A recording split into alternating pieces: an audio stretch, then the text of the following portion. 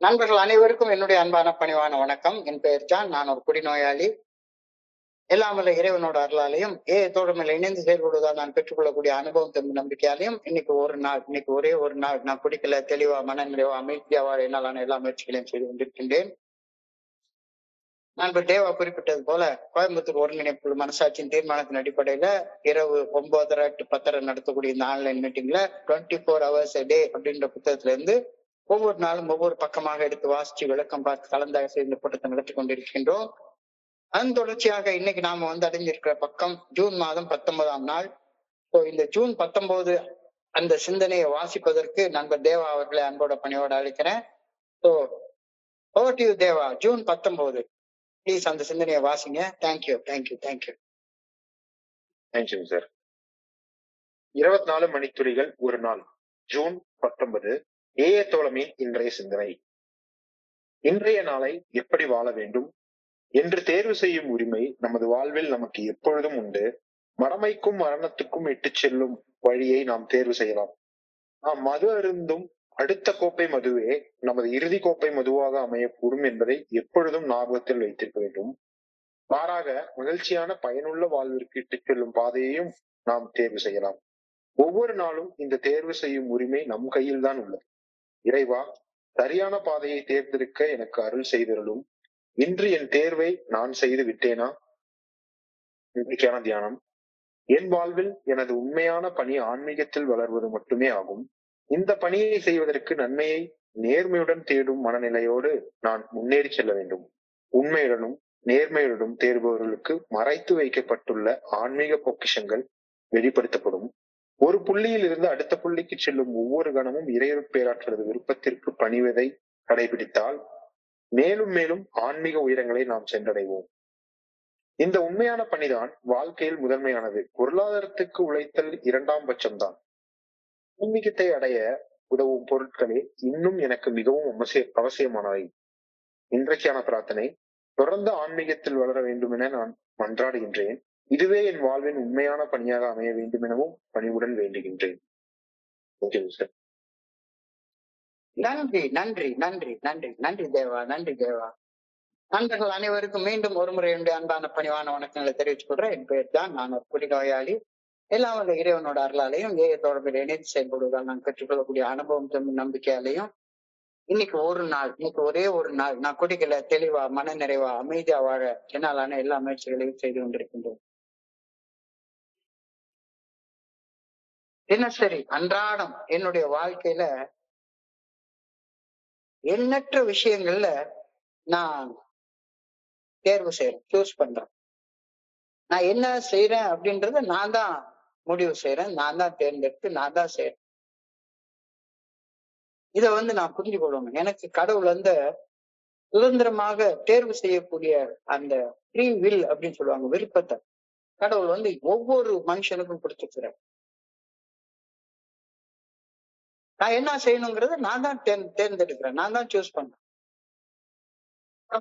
நான் செய்யக்கூடிய தேர்வுகள் என்ன செயல் செய்யணும்னு நான் தேர்ந்தெடுக்கிறேனோ, என்ன கர்மங்கள் செய்யணும்னு தேர்ந்தெடுக்கிறேனோ, இந்த கர்மங்கள் தான் என்னை உருவாக்குகின்றன அப்படின்ற கருத்தை இன்னைக்கு சிந்தனையில நமக்கு கொடுத்திருக்கிறாங்க. Life is a matter of choice, and every choice I make makes me. Life is a matter of choice. வாழ்க்கையை தேர்ந்தெடுக்கிறது என் கையில தான் இருக்கு. நான் என்ன செயல் செய்யணும்னு தேர்ந்தெடுக்கிறேனோ, என்ன கர்மம் செய்யணும் அப்படின்னு தேர்ந்தெடுக்கிறேனோ, அந்த கர்ம வினைகள் தான் என்னை உருவாக்குது அப்படின்ற கருத்தை இன்னைக்கு முதல் வரியிலேயே ஆழமாக சொல்லியிருக்காங்க. Life is a matter of choice, and every choice I make makes me. நான் என்ன செயல் செய்யணும்னு தேர்ந்தெடுக்கிறேனோ, என்ன கர்மம் செய்யணும்னு தேர்ந்தெடுக்கிறேனோ, அந்த கர்ம வினைதான் என்னை உருவாக்குகின்றது. நான் வாழ்க்கை என்பது நான் எடுத்து செய்யப்பட்ட தேர்வுகளின் பிரதிபிம்பம் அப்படின்னு சொல்றேன். லைஃப், மை லைஃப் என்னன்னு கேட்டா, it is a reflection of what I have chosen to do. நான் என்னென்ன செய்யணும்னு தேர்ந்தெடுத்து செஞ்சனோ அந்த கர்ம வினைகளின் பிரதிபிம்பம் தான் என்னுடைய வாழ்க்கை. அப்ப பிரதிபிம்பத்தை மாத்த விரும்பணும் அப்படின்னு சொன்னா, பிரதிபிம்பத்தை நான் மாத்த விரும்பணும்னு நினைச்சா, நான் செய்யும் செயல்களை சூஸ் பண்றதுல மாற்றத்தை கொண்டு வரணும். உதாரணத்துக்கு குடிக்கிற செயலையும் தேர்ந்தெடுக்கலாம், குடிக்காம இருக்கிற செயலையும் தேர்ந்தெடுக்கலாம். குடிக்கிற செயலை தேர்ந்தெடுத்தா அது என்னை எங்க கொண்டாந்து விட்டுச்சுது அப்படின்னு எனக்கு தெரியும். குடிக்காம இருக்கிற செயலை கொண்டாந்து தேர்ந்தெடுத்தா அது என்னை எங்க கொண்டு போகும்னு தெரியும். குடிக்காம இருக்கிறப்பையும் நான் இந்த மீட்டிங் வராம இருக்கிறத சூஸ் பண்றது என்னுடைய கையில தான் இருக்கு. அது என்னை எங்க கொண்டு போகும். இந்த மீட்டிங்க்கு வந்து சில விஷயங்களை நான் தெரிஞ்சுக்கிட்டு என்னுடைய வாழ்க்கையில அதை அப்ளை பண்ணி பார்த்தா அது என்னை எங்க கொண்டு போகும். அதுவும் வாழ்க்கை என்பது நான் எடுத்து செயல்பட்ட தேர்வுகளின் பிரதிபிம்பம். பிம்பத்தை நான் மாற்ற விரும்பினால் நான் செய்யும் தேர்வுகளை நான் சூஸ் பண்ணி செய்யக்கூடிய செயல்களை மாற்றணும். என்னை அழிவு பாதைக்கு இட்டு செல்லக்கூடிய செயல்களை நான் தேர்ந்தெடுக்கலாம். ஆக்கப்பூர்வமான பாதையில இட்டு செல்லக்கூடிய செயல்களை செய்யறதையும் தேர்ந்தெடுக்கலாம். முடிவு என் கையில இருக்கு. நான் தான் தேர்ந்தெடுக்கிறேன். தனி மனிதனாகிய நான் தினசரி என்னுடைய வாழ்க்கையில பலவற்றை தேர்வு செய்யக்கூடிய நிலையில் இருந்து கொண்டே இருக்கிறேன். ஒவ்வொரு நேரமும், ஒவ்வொரு மொமெண்ட்டும் ஏதாவது ஒரு செயல் செய்யணும் அல்லது செய்யக்கூடாது அப்படின்ற தீர்மானத்தை நான் தான் எடுக்கிறேன். செயல்களை தேர்வு செய்ய கடவுளால, இறையர் பேராற்றலால எனக்கு வழங்கப்பட்ட அந்த சுதந்திரம் நான் வாழும் காலம் வரை அந்த ஆற்றலால் எடுத்துக்கொள்ளப்படவே படாது. எப்பவுமே எனக்கு அந்த சுதந்திரம் என் கையில தான் இருக்கும். கடவுள் என்னுடைய வாழ்க்கையில குறுக்கிடவே மாட்டார். செயல் செய்யறதுக்கு எனக்கு கொடுக்கப்பட்ட சுதந்திரம் என்கிட்ட எப்பவுமே இருந்து கொண்டேதான் இருக்கும். இந்த சுதந்திரத்தை பயன்படுத்தி நான் நல்ல செயல் செய்யறதையும் தேர்ந்தெடுக்கலாம், கெட்ட செயல் செய்யறதையும் தேர்ந்தெடுக்கலாம். என்னைய மனநோய் மற்றும் அகால மரணத்திற்கு என்னை இட்டு செல்லக்கூடிய பாதையில போறதையும் தேர்ந்தெடுக்கலாம். அதே நேரத்துல மன நிறைவு, நிம்மதி, ஆனந்தம் ஆகிய நிலைகளுக்கு என்னை இட்டு செல்லக்கூடிய செயல்களை செய்யறதையும் தேர்ந்தெடுக்கலாம். செயல்கள் செய்யறது தேர்ந்தெடுக்கிறது என்னுடைய கையில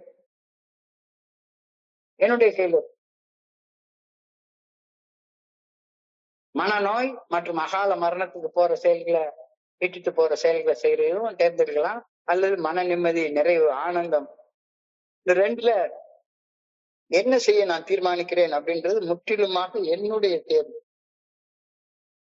கம்ப்ளீட்லி மை சாய்ஸ்.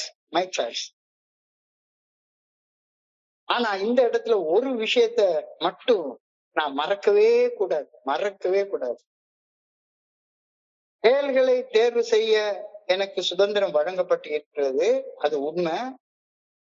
இந்த சுதந்திரத்தோடு எனக்கு மாபெரும் பொறுப்புணர்வும் வழங்கப்பட்டிருக்கிறது, ரெஸ்பான்சிபிலிட்டியும் கொடுக்கப்பட்டிருக்கிறது.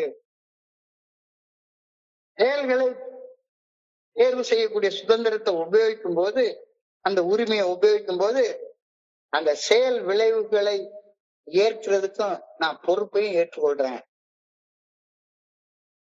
If I pick up one end of the stick, I automatically pick up the other end also. செயல் செய்யறதை தேர்ந்தெடுக்கும் போது செயல் விளைவையும் நான் தேர்ந்தெடுக்கிறேன். Choose the response of my action. என்னுடைய செயலுக்கு என்ன செயல் விளைவு நேரும் அப்படின்றதையும் நான் தேர்ந்தெடுக்கிறேன். ஐயோ, இப்படி செய்யணும்னு தெரிஞ்சிருந்தா, நிகழ்வு நடக்கும்னு தெரிஞ்சிருந்தா இதை நான் செஞ்சிருக்க மாட்டேனே. அனுபவம் உனக்கு பாடத்தை கத்துக் கொடுக்குது. அனுபவம் என்ன, நீ செய்த கர்மத்துடைய வினைகளை நீ அனுபவிக்காம போகவே மாட்ட அப்படின்னு அனுபவம் எனக்கு சொல்லுது. அப்ப அந்த அனுபவத்துல இருந்து பாடத்தை கத்துக்கொண்டு சரியான செயல்களை தேர்ந்தெடுக்கக்கூடிய உரிமைய நான் சரியாக பயன்படுத்தணும். செயல்களை தேர்ந்தெடுக்கக்கூடிய உரிமை கடவுள் என்கிட்ட இருந்து ஒரு நாள் எடுக்க மாட்டார்.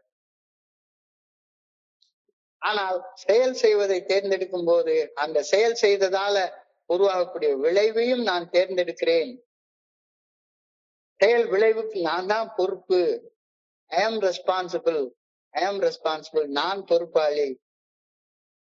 நான் பொறுப்பாளி. நான் என்ன செயல் செய்யறேனோ அந்த செயலுக்கான விளைவுகளை அனுபவிக்கிறதுக்கும் நான் பொறுப்பாளி. செயல் செய்யறதை தேர்ந்தெடுக்கக்கூடிய உரிமை ஒரு நாள் உங்ககிட்ட இருந்து எடுத்துக்கொள்ளப்படவே படாது. அதுதான் மனுஷனை ஆண்டவன் படைச்சதுல உள்ள படைப்பின் பிரம்மாண்டமே அதுதான். நீ உன்னுடைய செயல்களால அடிமட்ட நிலைக்கு மேல அடிமட்ட நிலைக்கு மேல அடிமட்டத்துக்கும் போலாம். அதே நேரத்துல உயர்ந்து உயர்ந்து உயர்ந்து உயர்ந்து மிக உன்னத நிலைக்கு இறை நிலைக்கும் போலாம்.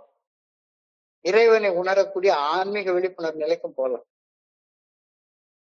தேர்வு ஒன் கையில தான் இருக்கு. தேர்வு ஒன் கையில தான் இருக்கு. செயல்களை தேர்வு செய்ய சுதந்திரம் எனக்கு வழங்கப்பட்டு இருப்பது எனக்கு மிகப்பெரிய பொறுப்பை கொடுக்குது. மிகப்பெரிய பொறுப்பு.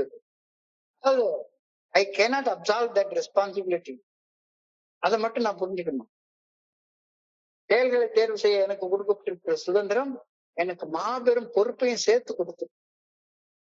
அப்ப செயல்களை தேர்வு செய்ய அந்த உரிமையை உபயோகிக்கும் போது செயல் விளைவுகளை தேர்வு செய்யும் பொறுப்பையும் நான் ஏற்கிறதுக்கு தயாராக இருக்க முடியும்.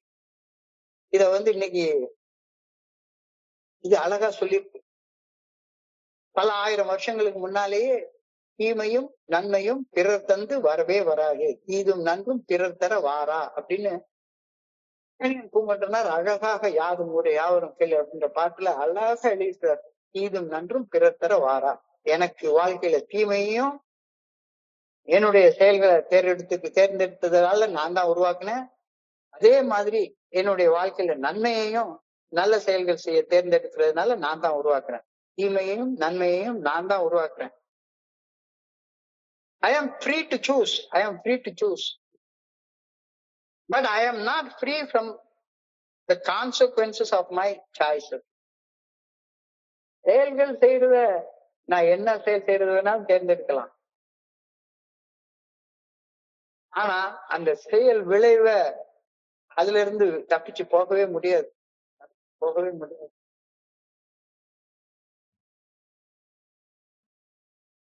இந்த டெல்லி கோர்ட்ல ஒருத்தனுடைய இன்டர்வியூ கேட்டிருந்தேன். இந்த நிர்பயா அந்த மர்டர் கேஸ்ல அந்த சின்ன பொண்ண ஒரு 10 பேர் சேர்ந்து நின்று மோசமாட்டாங்க. எல்லாம் சின்ன சின்ன பசங்க. கோர்ட்ல கொடுத்து அவங்களுக்கு தண்டனை கொடுத்த பிறகு ஒருத்தனை கேட்கிறப்ப அவன் சொல்றான், அழுதுகிட்டே சொல்றான், இந்த மாதிரி நடக்கும்னு தெரிஞ்சிருந்தா நான் அந்த செயலை செஞ்சிருக்கவே மாட்டேனே.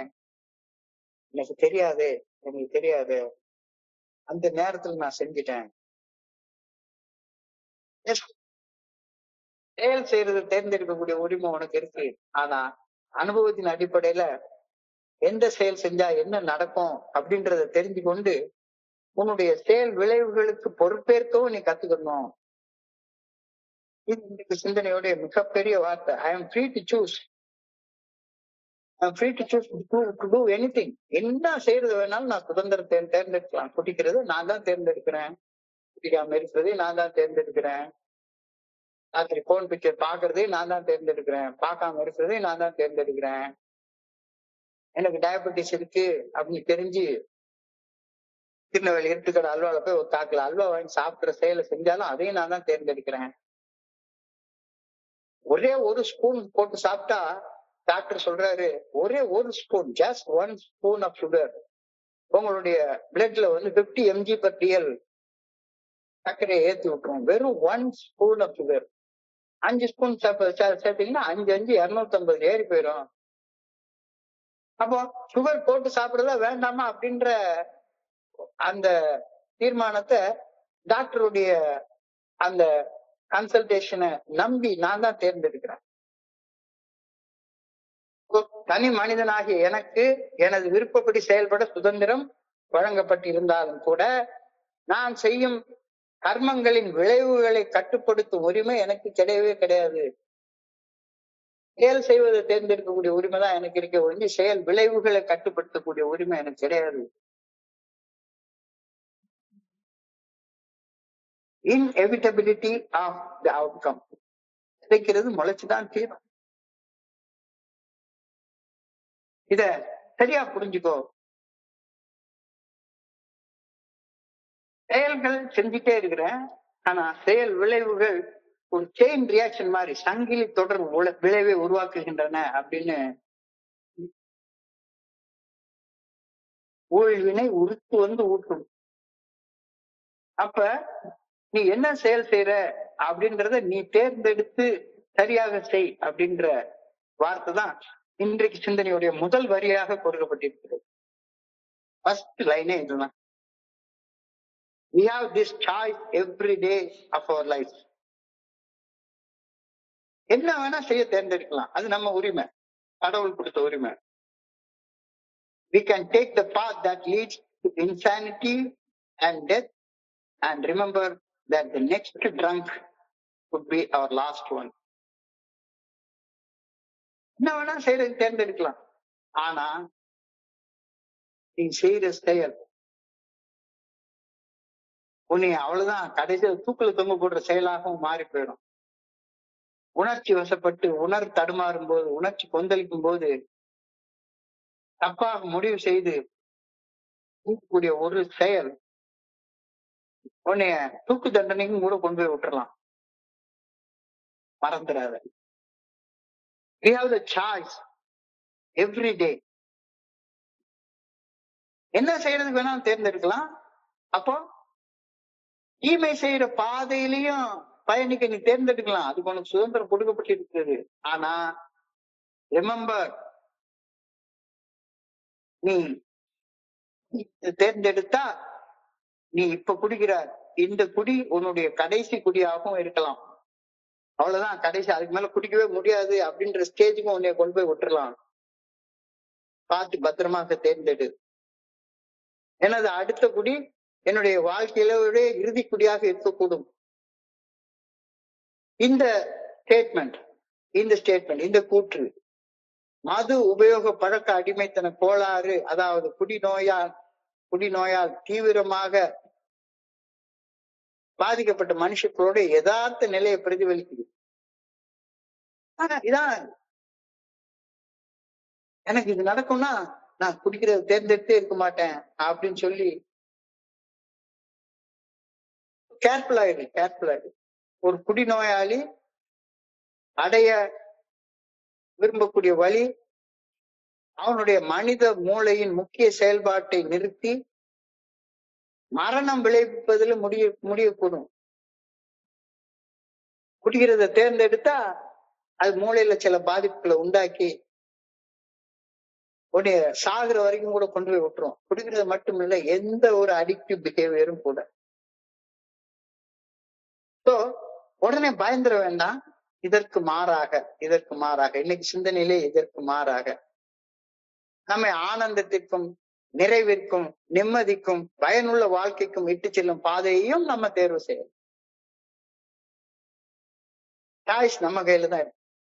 Or we can take the path that leads to reasonably happy and useful life.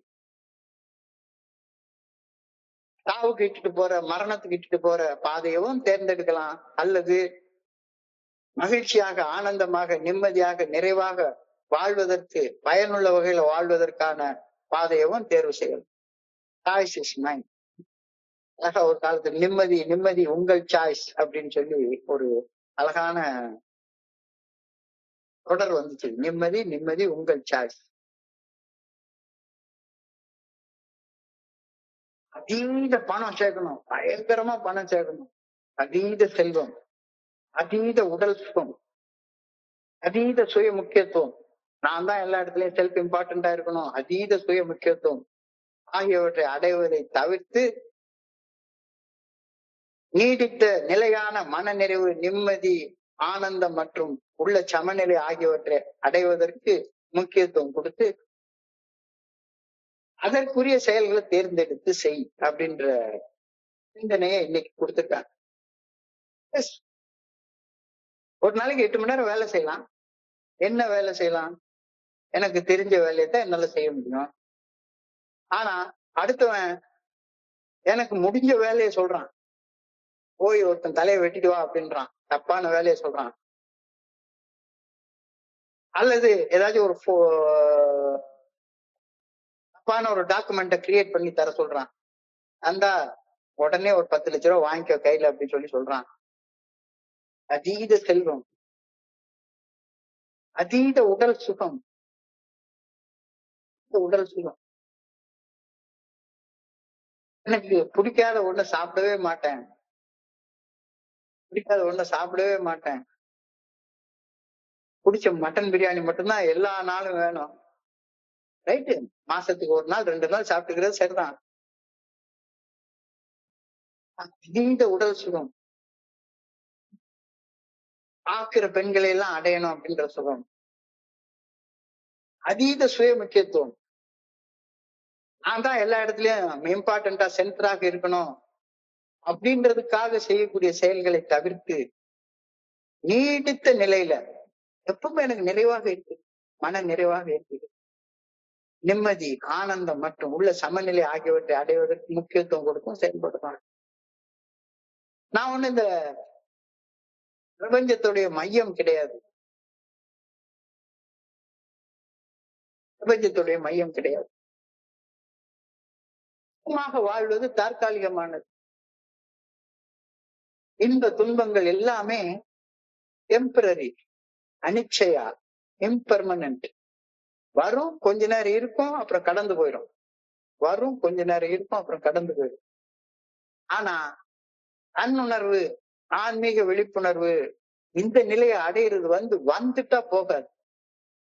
வர்றது கஷ்டம், வர்றது கஷ்டம், ஆனா வந்துட்டா போகாது. சுகமாக வாழ்வதை தேர்ந்தெடுக்கிறது ரொம்ப ஈஸி. அது வரும், கொஞ்ச நேரம் இருக்கும், அப்புறம் மறைஞ்சு போயிடும்.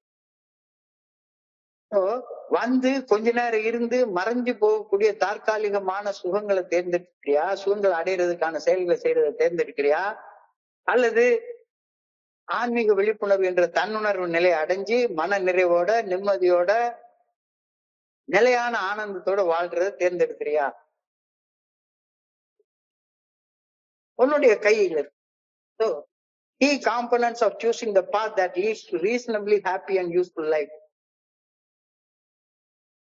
மன நிம்மதியான நிறைவான வாழ்க்கைய உண்டாக்கணும் அப்படின்னு சொன்னா அந்த வாழ்க்கையுடைய பலன்கள் என்னன்னு தெரிஞ்சுக்கணும்ல. நான் ஃபெலோஷிப் வர்ற நேரத்துல எனக்கு அப்படிதான், எப்பவும் எனக்கு சுய முக்கியத்துவம் கொடுக்கக்கூடிய செயல்களை மட்டும்தான் தேர்ந்தெடுப்பேன். எனக்கு சுய முக்கியத்துவம் கொடுக்கக்கூடிய குழுக்களுக்கு தான் போவேன். எந்த இடத்துல எனக்கு பிடிச்ச சாப்பாடு கிடைக்குதோ அதை சாப்பிடுவேன். அது எனக்கு உள்ளுக்குள்ளார கொஞ்ச நேரத்துக்கு சுகத்தை கொடுக்குமே ஒழிஞ்சு நிலையான அக மகிழ்ச்சி எனக்குள்ளார வளர்க்காது. வாழ்றதுக்கான நோக்கமே புரியவே புரியாது. சுகத்தை அடையிறது தான் வாழ்க்கையுடைய நோக்கம்னா அது பெர்மனண்டா இருக்கவே மாட்டேங்குது. வந்துட்டு கொஞ்ச நேரம் இருந்துட்டு மறைஞ்சு போயிருது.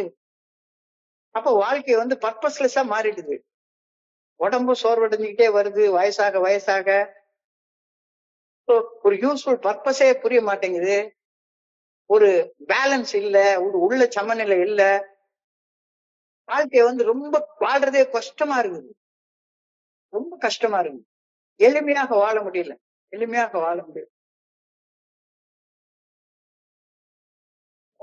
தப்பு செஞ்சுட்டேன்னா திரும்ப அதே செஞ்சுட்டே இருக்கிறேன். ரெசிலியன்ஸ் இல்ல, மீள்திறன் இல்ல.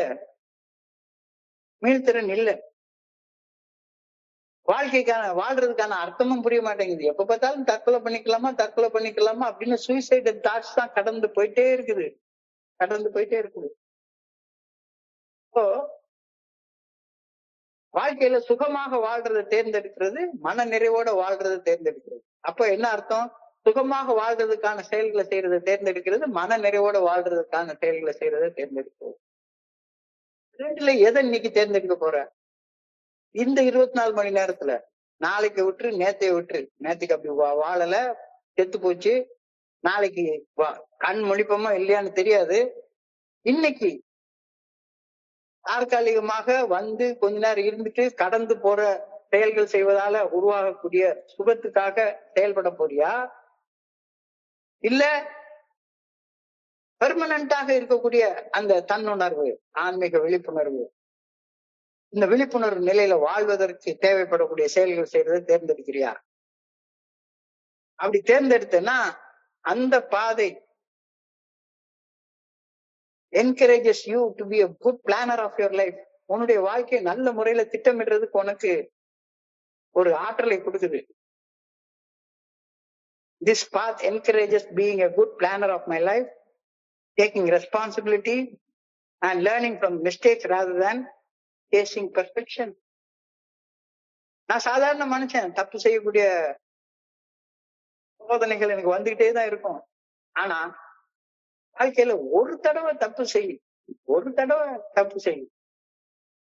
நெருப்பு தொட்டா சுடுன்னு தெரியுது, ஒரு தடவை சுடுறது தொட்டு பாக்குறது ரைட்டு. திரும்ப திரும்ப கை பொத்து போற அளவுக்கு தொட்டுக்கிட்டே இருக்கிறது எப்படி சரியாக இருக்க முடியும்? அந்த சாய்ஸ் எடுக்கிறது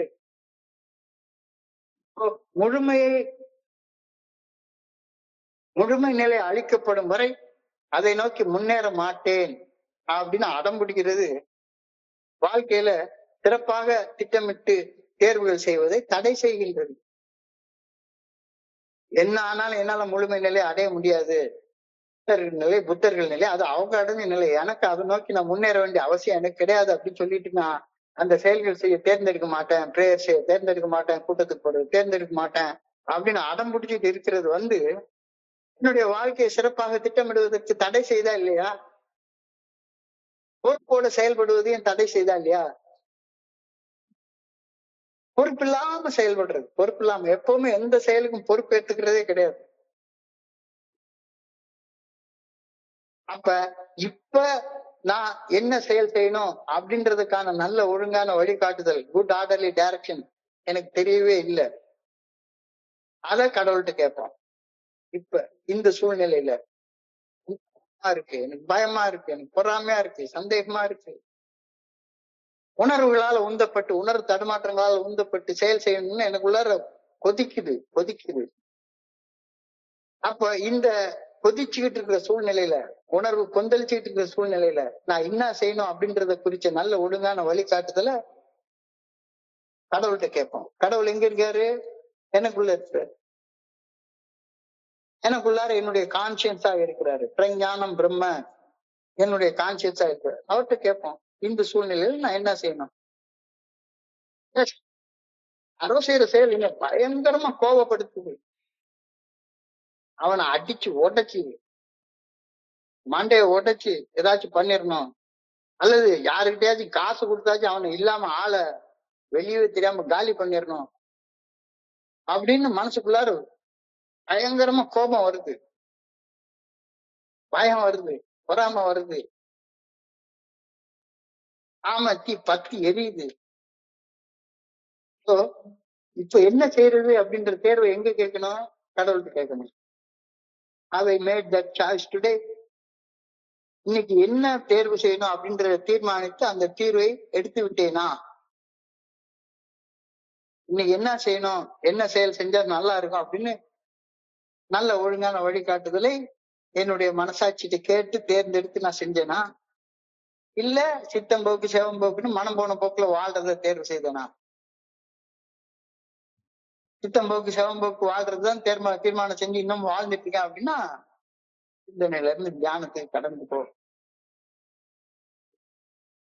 வாழ்க்கையுடைய நோக்கம் என்ன?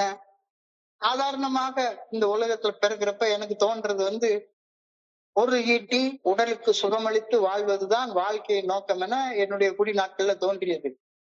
அடிக்கடி நான் சொல்லக்கூடிய வார்த்தை பிடிக்கிற நாட்கள்ல, life is short, make it sweet. வாழ போறது கொஞ்ச காலம் வாழ போறோம், கொஞ்சோண்டு காலம் வாழ போறோம். ஊரெல்லாம் சுத்தி பார்த்துடணும், முடிஞ்ச அளவு சாப்பிட்டு பார்த்துடணும், என்னென்ன விதவிதமான கூட பார்த்துடணும், உலகம் எல்லாம் சுத்தி வந்துடணும், எவ்வளவு முடியுமா அவ்வளவு காம இன்பத்தை அனுபவிச்சிடணும், எவ்வளவு முடியுமா அவ்வளவு பணம் சம்பாதிச்சிடணும். இதுதான் வாழ்க்கையுடைய நோக்கமாக எனக்கு தோணுச்சுது. அப்படிதான் வாழ்ந்துட்டு இருந்தேன் 40 வயசு வரைக்கும். எனக்கு வேற எந்த இதுவுமே தோணல. பொருள் ஈட்டி உடலுக்கு சுகமளித்து வாழ்வதுதான் வாழ்க்கையின் நோக்கம் என பிடிக்கிற நாட்கள் எனக்கு தோணுச்சுது.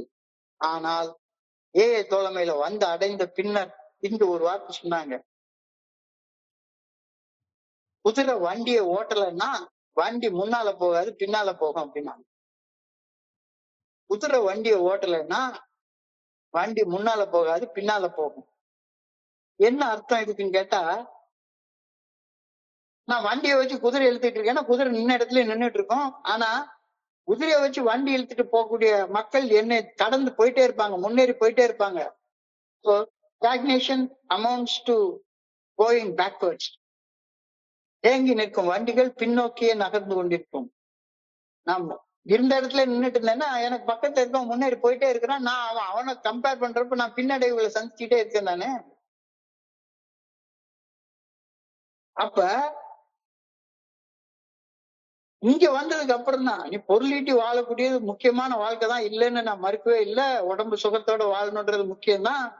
உடம்பு இல்லைன்னா இறைவனை உணர முடியாது, முக்கியம்தான்.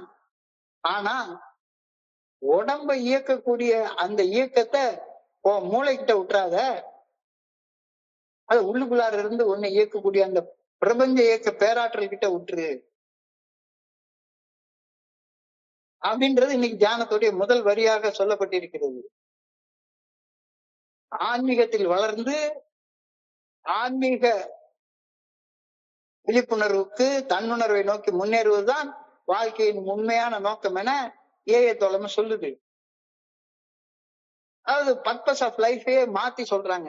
நான் பர்பஸ் ஆஃப் லைஃப் என்ன, என்னால முடிஞ்ச மட்டும் வேலை செஞ்சு பொருள் ஈட்டி சம்பாதிச்சு சுகமா வாழ்றதுதான் வாழ்க்கையுடைய பர்பஸ். முடிஞ்ச மட்டும் நல்லா சாப்பிடணும், நல்லா தூங்கணும், ஊரு சுத்தணும், இதுதான் வாழ்க்கையுடைய நோக்கம் அப்படின்னு எனக்கு தோணுச்சுது. ஆனா இங்க என்ன சொல்றாங்க, ஆன்மீகத்தில் வளர்ந்து ஆன்மீக விழிப்புணர்வு மற்றும் தன்னுணர்வு ஆகிய அந்த உயர்ந்த நிலைகளை நோக்கி முன்னேறதுதான் வாழ்க்கையுடைய உண்மையான நோக்கம்னு ஏஏ தோழமையில இணைஞ்சதுக்கு அப்புறமா இங்க புதுசா ஒரு கருத்து சொல்றாங்க. அப்ப நான் பழசுல வாழ்ந்துட்டு இருந்த அந்த பொருள் ஈட்டி உடலுக்கு சுகமளித்து வாழக்கூடிய வாழ்க்கை என்ன எங்க கொண்டாந்து விட்டுச்சுது, 40 வயசுல நரகத்துல உட்கார்ந்து விட்டுருந்தேன். செத்து போயிடலாம் அப்படின்ற இதுல இருந்தேன். இங்க வாழ்க்கைக்கு புதுசா ஒரு பர்பஸ் கொடுக்குறாங்க. சாய்ஸ் உன்னோடது. யாரும் உன்னை கட்டாயப்படுத்தவே இல்லை. சுதந்திரமாக தேர்வு செய். உன்னுடைய நோக்கம் நிம்மதி, அன்றாட மன நிறைவு, இதை நோக்கி முன்னேறதுக்குள்ள செயலை செய்ய போறியா, இல்ல இன்னமும் பொருள் ஈட்டி உடலுக்கு சுகமளிச்சு வாழ்றதுதான் வாழ்க்கையுடைய நோக்கம்னு நினைக்க போறியா? எல்லாருக்கும் 40 வயசுக்கு மேல ஒரு டிரான்ஸ்பர்மேஷன் கண்டிப்பா வரும்.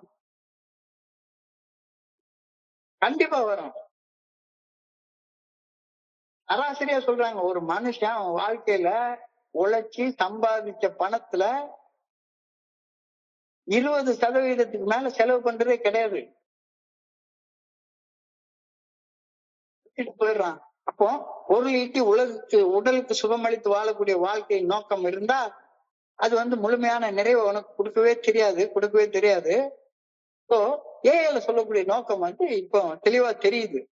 முதல் 10 படிநிலை பரிந்துரைகள்ல நான் செயல்பட்டு என்னுடைய வாழ்க்கையில செயல் திட்டங்கள் கொண்டு மனசாட்சி நல்ல ஒழுங்கான வழிகாட்டுதலுக்கு பணிந்து செயல்பட்டு வாழ்ந்து 11வது படிநிலையில எனக்குள்ளார மறைவாக அருவமாக இருந்து இயக்கக்கூடிய இறையர் பேராக்களோட உள்ளார்ந்த தொடர்பை மேம்படுத்தி நான் படைக்கப்பட்ட நோக்கத்தை அறிந்து அதன்படி வாழும் ஆற்றலை அடைவதே வாழ்க்கையுடைய உண்மையான நோக்கம் அப்படின்னு ஏஏ சொல்லுது. இதுதான் உண்மையான ஆன்மீகம்னு சொல்லுது.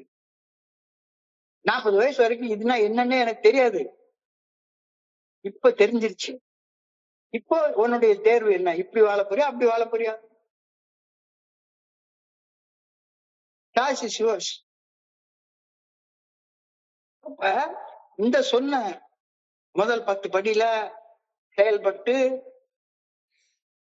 உன்னுடைய செயல்களை எல்லாம் திருத்தி கொண்டு புனிதமான மௌனத்துல சொல்லற சும்மா அமர்ந்திருந்து உனக்குள்ளார இயக்கக்கூடிய இறையருள் பேராற்றலை உணர்ந்து படைக்கப்பட்ட நோக்கத்தை அறிந்து அந்த நோக்கத்தின்படி நிம்மதியா நிறைவாக வாழ்றது அந்த ஆற்றல் அடைஞ்சா உனக்குள்ளார அன்பால நிறைஞ்சிருக்கும்.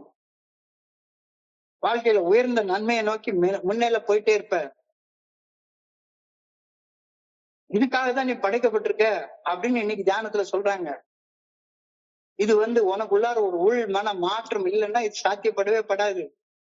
இதை நான் ஏற்றுக்கொள்றேன்னா இல்ல ஏல நான் இதுக்கெல்லாம் வரல அப்படின்னு சொன்னா தாராளமா நீ வரல, வேண்டாம், உனக்கு இதெல்லாம் வேண்டாம்னா விட்டுரு. இப்போ இன்னர் டிரான்ஸ்பர்மேஷன் இல்லாம, உள் மன மாற்றம் இல்லாம முடியாது. இந்த உள்மன மாற்றம் வந்தா ஆட்டோமேட்டிக்கா ஒரு ஈக்குவானிமிட்டி ஆஃப் மைண்ட் வந்துரும். நான் இந்த உலகத்துடைய மையம் இல்ல அப்படின்றது தெரியும். அமைதி, உள்ள சமநிலை, பீஸ் அண்ட் டிராங்குலிட்டி அப்படின்னு சொல்றாங்க.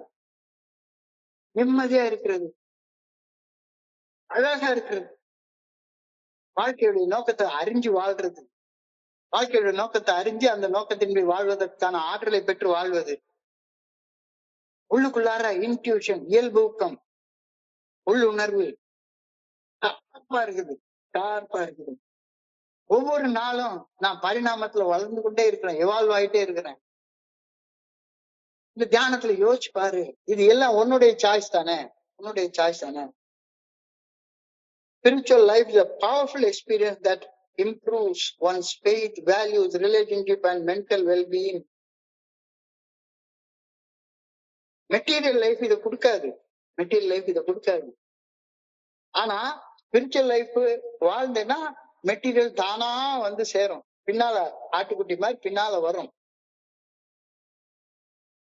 ஆன்மீக வாழ்க்கை என்பது ஒரு மனிதனுடைய நம்பிக்கை, மதிப்புகள், உறவுகள் மற்றும் மன வளம் ஆகியவற்றை மேம்படுத்தும் சக்தி வாய்ந்த ஒரு அனுபவமாகும். மிக சக்தி வாய்ந்த ஒரு அனுபவமாகும். அந்த சக்தி, அந்த ஆற்றல் எனக்குள்ளார இருக்குது.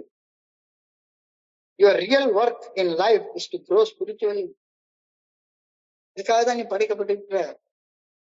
நீ உன்னுடைய ஆன்மாதான், வெறும் செத்து போற இந்த உடல் இல்ல. வாழ்க்கையில ஒரே ஒரு செகண்ட் ஆச்சும் அதை உணர்ந்துட்டு அதுக்கப்புறமா செத்து போ.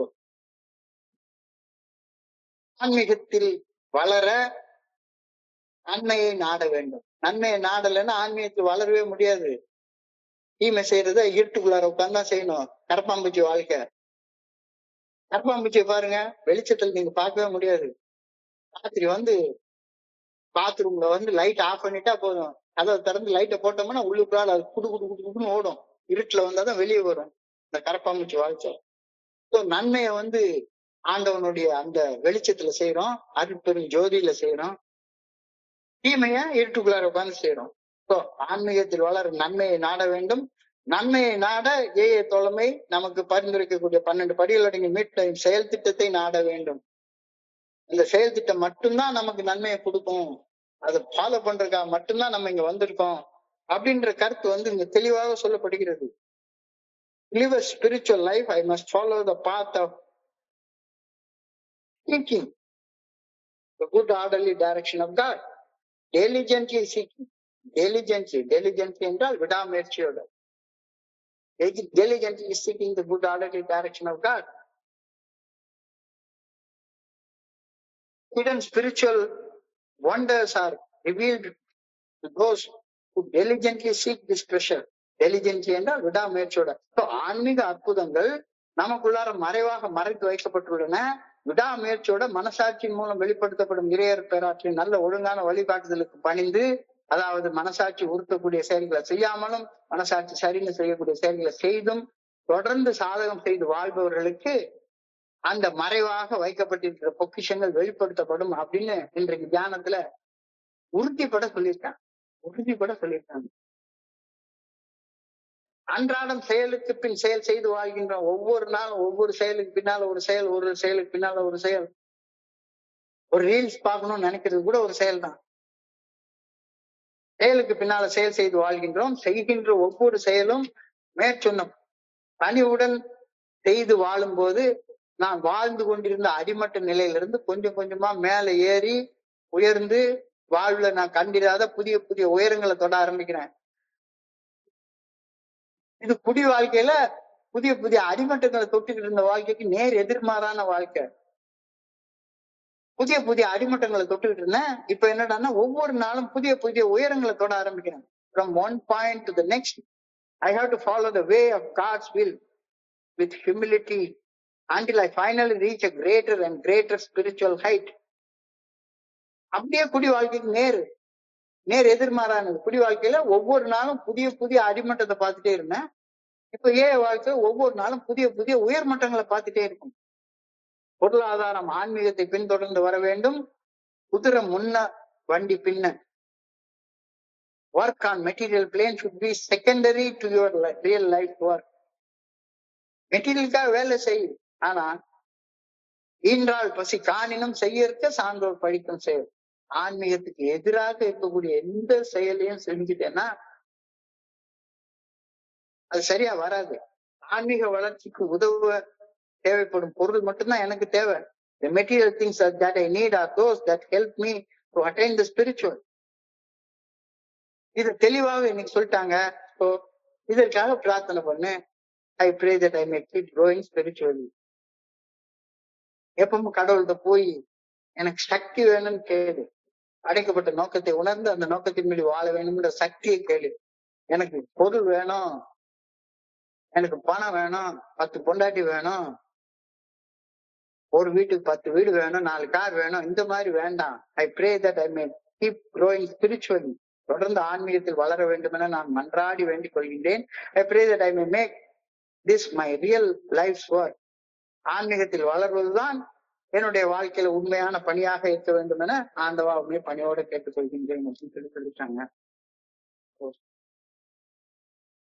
இன்றைய சிந்தனைய சுருக்கமாக தொகுத்து பார்த்தோம்னா, அன்றாடம் வாழ்க்கையில நான் தான் தேர்வு பண்றேன். Life is a matter of choices and every choice I make makes me. நான் தேர்ந்தெடுக்கக்கூடிய தேர்வுகள் தான் என்னை உருவாக்குகின்றன. அப்போ என்னை அறிவு பாதை விட்டுட்டு போற தேர்வையும் நான் செய்யலாம், என்னை ஆக்கப்பூர்வமான பாதை விட்டுட்டு போற தேர்வையும் நான் செய்யலாம். தேர்வு என் கையில இருக்கு. தேர்வு என் கையில இருக்கு. free to choose anything. ஆனா இந்த இடத்துல ஒரு விஷயத்தை நான் ஆழமா ஞாபகத்தை வச்சுக்கோ. செயல்களை தேர்வு செய்யக்கூடிய சுதந்திரம் உனக்கு கொடுக்கப்பட்டிருக்கிறது. ஆனா நீ செய்த கர்மத்துக்கான விளைவை தேர்ந்தெடுக்கக்கூடிய சுதந்திரம் உனக்கு கிடையாது. இப்போதுன்னா தண்ணி குடிச்சுதான் ஆகணும், செஞ்சா தண்டனை அனுபவிச்சுதான் ஆகணும். ஓ என்ன தேர்வு செய்யணும்ன்றத கரெக்டா தேர்ந்தெடுத்து செய். தனி மனிதனாகி எனக்கு என்னுடைய விருப்பப்படி செயல்படக்கூடிய சுதந்திரம் வழங்கப்பட்டு இருந்தாலும் நான் செய்யும் கர்மங்களின் விளைவுகளை கட்டுப்படுத்தும் உரிமை எனக்கு வழங்கப்படவில்லை. inevitability of the outcome. விதைப்பது முளைத்தே தீரும். செயல்கள் வாழ்க்கையில ஒரு சங்கிலி தொடர்பு விளைவை உண்டாக்கிட்டே இருக்கும். நல்ல யோசிச்சோ, உன்னுடைய அடுத்த குடி உன்னுடைய கடைசி குடியாக இருக்கலாம். Remember that the next drunk could be your last one. அடுத்த குடி உன்னுடைய வாழ்க்கையின் இறுதி குடியாக இருக்கக்கூடும். சோ இது செயல் அடிமைத்தன கோளாறு. தொடர்ச்சியான தீவிரமான தொடர் விளைவுகளை உருவாக்குறது அப்படின்ற யதார்த்த நிலையை பிரதிபலிக்குது. அதனால cultivate inner happiness. எப்பவுமே உள்ளுக்குள்ளார நிம்மதியாக இருக்கிறத எப்பவுமே தேர்ந்தெடு. உயர்ந்த நோக்கத்தை நோக்கி முன்னேறத தேர்ந்தெடு. எப்பவுமே வாழ்க்கையில தடுமாறாம ஒரு சமநிலையில இருக்கிறத தேர்ந்தெடு. சமநிலை தடுமாறினாலும் ரெசிலியன்ஸ், மீள்திறன், அதுல இருந்து உடனே எழுமி நிக்கிறதுக்கு கத்துக்கோ. வாழ்க்கையில உன் பக்கத்துல வாழக்கூடிய மனிதர்களோடையும் இறைவனுடையும் ஒரு அர்த்தமுள்ள தொடர்பை எப்பவுமே உருவாக்கிக்கோ. முழுமையை அடையும் வரை நான் முயற்சி எல்லாம் செய்ய மாட்டேன். முழுமை எனக்கு முழுசா கிடைச்சாதான் முயற்சி செய்வேன்னா முழுமை எனக்கு முன்னேறவே மாட்டேன். அப்ப நான் முழுமையை நோக்கி முன்னேறதுக்கு என்ன செய்யணும் அப்படின்ற அந்த நல்ல ஒழுங்கான வழிகாட்டுதல யார்கிட்ட கேட்கறது? கடவுள்கிட்ட தான் கேட்கணும். கடவுள் எங்க இருக்காரு? எனக்குள்ளார இருக்கிறாரு. அவர்கிட்ட கேளு. I made that choice today. அந்த சாய்ஸை நீ நான் பண்ணிட்டேனா? இல்லைன்னா தியானத்துக்கு போ. அப்ப இந்த 2 சாய்ஸ் தான் உன் முன்னால இருக்கு. பொருள் தேடி ஓடி ஓடி ஓடி ஓடி உடலுக்கு சுகமளித்து வாழ்றதுதான் வாழ்க்கையுடைய நோக்கம் என குடி நாட்கள்ல எனக்கு தோணுச்சுது. ஆனா தோழமைய அடைஞ்சதுக்கு அப்புறம் தான் குதிரை தான் வண்டியை ஓட்ட முடியும். வண்டியால குதிரை இழுக்க முடியாது. வண்டி ஜட பொருள், குதிரை உயிருள்ள பொருள். என்னுடைய ஆன்மாதான் நான், என்னுடைய ஆன்மாதான் என்னுடைய உடலை இயக்கணும். உடம்பினுக்குள்ளே ஒரு பொருள் கண்டேன், என் உடம்பை இயக்கக்கூடிய ஒரு ஆற்றலை கண்டேன். அந்த ஆற்றலை உணர்றதுதான் வாழ்க்கையுடைய நோக்கம். ஸோ ஆன்மீகத்தில் வளர்ந்து ஆன்மீக விழிப்புணர்வு தன்னுணர்வை நோக்கி முன்னேறுவதுதான் வாழ்க்கையுடைய உண்மையான நோக்கம் அப்படின்ற அந்த நோக்கம் வந்து ஏஐ தோழமைக்கு வந்ததுக்கு அப்புறம் தான் எனக்கு சொல்லி கொடுக்கவே பட்டது. அது வரைக்கும் என்ன இருக்கு, என் பிரச்சனை எல்லாம் கொஞ்சம் பணம் சேர்த்துட்டா தீர்ந்து போயிரும், என் வயிற்று வலி சரியாயிட்டா சரியாகி போயிரும், வயிற்று வலியை உருவாக்குன விஷயத்த செய்யறதுல இருந்து விலகி இருக்கணும் அப்படின்றது எனக்கு தோணவே இல்லை. முதல் 10 படிநிலைகள் பரிந்துரைகளின்படி நான் அன்றாடம் செயல்படும் முறைமைகளை செயல்பட்டு செயல் திருத்தங்களை வாழ்க்கையில கொண்டு வந்து மனசாட்சி நல்ல ஒழுங்கான வழிகாட்டுதலுக்கு பணிந்து செயல்படுவது என்ன 11வது படிநிலை பரிந்துரைக்கு படிநிலைக்கு உயர்த்தி விடுது. 11வது படிநிலையில எனக்குள்ளார அருவமாக மறைவாக இருந்து என்னை இயக்கக்கூடிய இறையர் பேராற்றின் உள்ளார்ந்த தொடர்பை மேம்படுத்தி நான் படைக்கப்பட்ட நோக்கத்தை அறிந்து அதன்படி வாழும் ஆற்றலை அடையிறது. அதுக்காக தான் நான் படைக்கப்பட்டிருக்கேன். அழகா இந்த நோக்கத்தை எனக்கு சொல்லி கொடுக்குதே. இந்த நோக்கத்தை அடையிறப்போ உள்ள ஆட்டோமேட்டிக்கா ஒரு இன்னர் டிரான்ஸ்ஃபர்மேஷன் உண்டாகுது. அந்த இன்னர் டிரான்ஸ்ஃபர்மேஷன் உண்டாகிற நேரத்துல பீஸ் அண்ட் டிராங்குலிட்டி, உள்ள சமநிலை அமைதி எனக்குள்ளார வருது. வாழ்க்கையுடைய நோக்கம் தெளிவாக புரியுது. என்னுடைய உள்ளுணர்வுகள் கூர்மையாகின்றன. இன்ட்யூஷன்ஸ் எல்லாம் ஷார்ப் ஆகுது. நான் இவால்வ் ஆகிட்டே வரேன், புதுசா இவால்வ் ஆகிட்டே வரேன். Spiritual life is a powerful experience that improves one's faith, values, relationship and mental well-being. ஆன்மீக வாழ்க்கை என்பது ஒருவருடைய நம்பிக்கை, மதிப்புகள், உறவுகள் மற்றும் மன வளம் ஆகியவற்றை மேம்படுத்தக்கூடிய சக்தி வாய்ந்த அனுபவமாகும். இதுதான் வாழ்க்கையுடைய உண்மையான நோக்கம் அப்படின்றது ஏஐ சொல்லுது. ஆன்மீகத்துல முன்னேறிப்போ பொருளாதாரம் ஆட்டோமேட்டிக்கா பின்தொடர்ந்து வரும். பொருளாதாரத்துல அடையிறதுக்கு தப்பா சிந்திச்சோம்னா ஆன்மீகம் பின்தொடர்ந்து வரவே வராது. Spiritual life, I must follow the path diligently, seeking the good orderly direction of God. Diligently என்றால் விடாமுயற்சியோட. The hidden spiritual wonders are revealed to those who diligently seek the treasure. ஆன்மீக அற்புதங்கள் நம்ம மறைவாக உள்ளது, மறைவாக மறைக்க வைக்கப்பட்டுள்ளது. விடாமுயற்சியோட மனசாட்சியின் மூலம் வெளிப்படுத்தப்படும் இறையர் பேராற்றின் நல்ல ஒழுங்கான வழிகாட்டுகளுக்கு பணிந்து மனசாட்சி உறுத்தக்கூடிய செயல்களை செய்யாமலும் மனசாட்சி சரின்னு சொல்லக்கூடிய செயல்களை செய்தும் சாதகம் செய்து வாழ்வோருக்கு அந்த மறைவான பொக்கிஷங்கள் வெளிப்படுத்தப்படும் அப்படின்னு இன்றைய தியானத்துல எளிமையாக பட் உறுதியாக வலிமையாக சொல்லப்பட்டிருக்கிறது. நம்பி செயல்படுறது, நம்பாம விட்டுட்டு போறதும் உன்னுடைய சாய்ஸ் தான். ஒவ்வொரு நாளும் செயலுக்கு பின் செயல், செயலுக்கு பின் செயல், செயலுக்கு பின் செயல் செஞ்சுட்டே இருக்கிறோம். ஒவ்வொரு செயலையும் மேற்சொன்ன படியோட செய்து வாழ நான் பழகிட்டேன்னா வாழ்ந்து கொண்டிருந்த அடிமட்ட நிலையில இருந்து ஜஸ்ட் எலும்பி எலும்பி எலும்பி எலும்பி மேல உயர்ந்து உயர்ந்து புதிய புதிய மேல்மட்ட நிலைகளை நோக்கி உயர ஆரம்பிப்பேன். இல்லைன்னா அடிமட்டத்துக்கு மேல அடிமட்டத்தை ஏஐ தோழமைக்கு வந்ததுக்கு அப்புறமாக நான் பார்க்க ஆரம்பிப்பேன். One point to the next, I have to follow the way of God's will with humility until I finally reach the greater and greater and greater spiritual heights.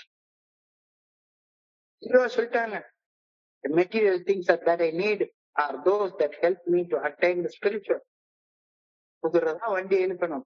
வண்டியை வச்சு குதிரை எடுக்க முடியாது. வண்டி என்பது ஜடப்பொருள், இந்த உடல் என்பது ஜடப்பொருள். உடல் உயிருள்ள ஆன்மாவால இயக்கப்படுகின்றது. ஸோ அந்த ஆன்மாவுக்கு பணிகிற வாழ்க்கை தான் உன்னைய மேல மேல உயர்த்துமே ஒழிஞ்சு உடல் இன்பங்களுக்காக மட்டுமே மூளை சொல்றதை கேட்டு கேட்டு செயல்பட்டுட்டே இருந்தோம்னா அடிமட்டத்துக்கு கீழே அடிமட்டத்தை நான் பார்த்துட்டே இருப்பேன். So I pray that I may keep growing spiritually. தொடர்ந்து ஆன்மீகத்தில் வளர வேண்டும் என நான் வேண்டுகின்றேன். I pray that I may make this my real life's work. ஆன்மீகத்தில் வளர்வதுவே என்னுடைய வாழ்க்கையின் உண்மையான பணியாக அமைய வேண்டும் என அந்த பணியோடு வேண்டிக் கொள்கிறேன் என்ற பிரேயரோட இன்றைக்கு சிந்தனை முடிகிறது. ஸோ இன்றைய சிந்தனையை படிக்கிறப்ப என் மனதை கரைஞ்சிருக்க சிந்தனைகளை உங்களோட பகிர்ந்து கொள்ள இந்த அற்புதமான வாய்ப்பை உருவாக்கி கொடுத்த இந்த குழுவிற்கு என்னுடைய மிக பணிவான நன்றிகளை தெரிவித்துக் கொள்றேன். இதுவரைக்கும் பொறுமையாக கேட்ட ஒவ்வொரு நண்பருக்கும் என்னுடைய பணிவான நன்றிகள். இந்த இரவு பொழுது நண்பர்களுக்கு இனிமையான இரவாக அமைய இறைவனை பணியோட வேண்டிக் கொள்கின்றேன். நன்றி நன்றி நன்றி நன்றி நன்றி நன்றி. வாழ்க வையகம், வாழ்க வளமுடன். Thank you thank you thank you very much. Thank you very much. Thank you.